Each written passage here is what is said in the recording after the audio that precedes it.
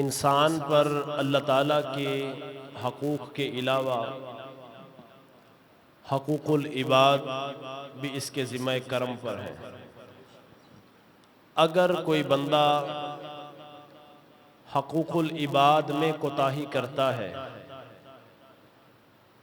तो ये ऐसी चीज़ है कि जो अल्लाह ताला मुआफ़ नहीं फरमाता,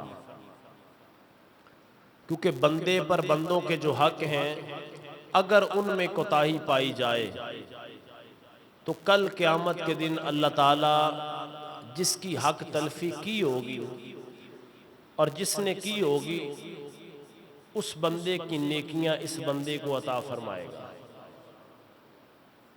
इसलिए उलमा ने कहा कि हकूक़ुल्लाह में अगर कमी कुताही हो जाए तो अल्लाह मुआफ़ फरमा देगा, लेकिन जो बंदों के बंदों पर हक है उनकी माफ़ी मुमकिन नहीं है जब तक कि वो बंदा मुआफ़ ना करे। दूसरी रिवायत में ये भी आता है कि कल क़यामत के दिन अल्लाह ताला उस बंदे के दिल में ये रहम डाल देगा, दोनों अल्लाह की बारगाह में पेश होंगे, जिसकी हक तलफ़ी हुई है और जिसने की है, दोनों पेश होंगे। तो जिसने हक तलफ़ी की होगी वो मुजरिम होगा और जिसकी की होगी वो अपना मुद्दा पेश करेगा। तो खल्लाक़ के अज़ीम फरमाएगा कि तू इस बंदे को माफ़ अगर कर दे तो मैं तुझे जन्नत में ये मकाम दे दूँ। करना माफ़ बहरहाल उस बंदे नहीं है। कुरान अज़ीम शान फरमाता है कि जब महबूब आपकी बारगाह में कोई साइल आए ना उसको झिड़कना नहीं है, कोई साइल आए तो उसको झिड़कना नहीं है।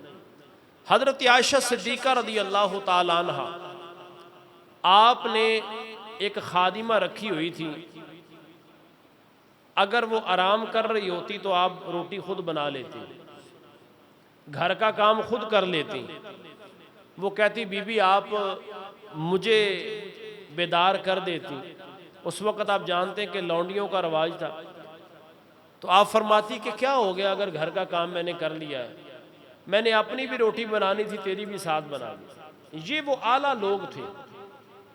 आज कोई है ऐसा कि मुलाजिम सोया हुआ हो और मालिक खुद जाके कमरे में अपने बेड को दुरुस्त करे, या मालिक जो है वो चाय खुद बनाए? नहीं होगा ऐसा, और अपने लिए बनाए और मुलाजिम के लिए बनाए। हालांकि ये मुलाजिम है, इसका गुलाम नहीं है। वो गुलाम का दौर था, लौंडियों का दौर था। तो आप फरमाती कि क्या हुआ अगर मैंने तेरे हिस्से का भी काम कर दिया। ये वो लोग हैं जिनकी तरबियत रसूलुल्लाह ने फरमाई है।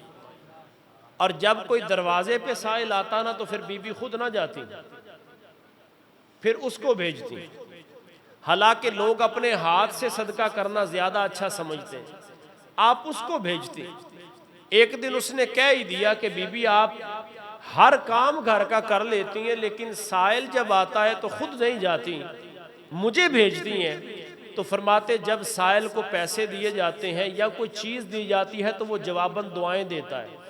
मैं चाहती हूँ कि साइल को तू अपने हाथों से कुछ देगी तो दुआएं भी अल्लाह तुझे ये लगा देगा, वो दुआएं भी तुझे मिल जाए। ये वो आला लोग थे कि जिन लोगों ने बता दिया कि हकूकुल इबाद होते क्या हैं।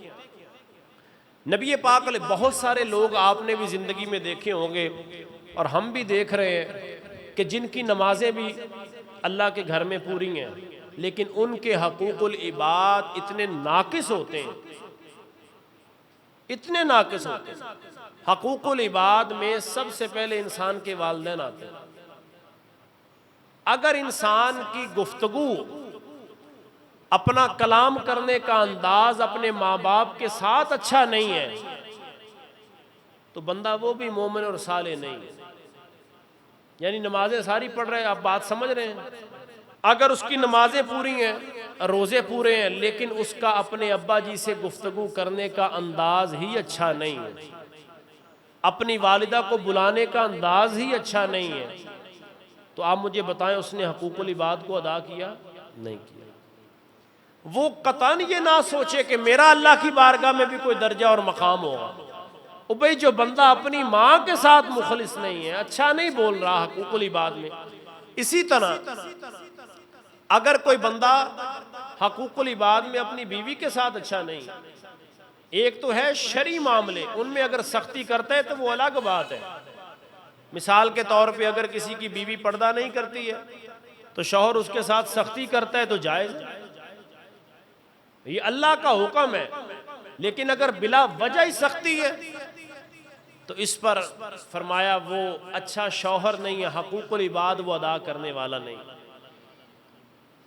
और अगर कोई इंसान अपनी औलाद की तरबियत अच्छी नहीं कर रहा है तो वो अच्छा बाप नहीं है, वो हकूकुल इबाद अदा करने वाला नहीं। जब इंसान अपने वालिदैन, बीवी, बच्चों के साथ अच्छा नहीं तो मेरे भाइयों आप बताएं वो अपने पड़ोसियों के साथ अच्छा कैसे हो सकता है।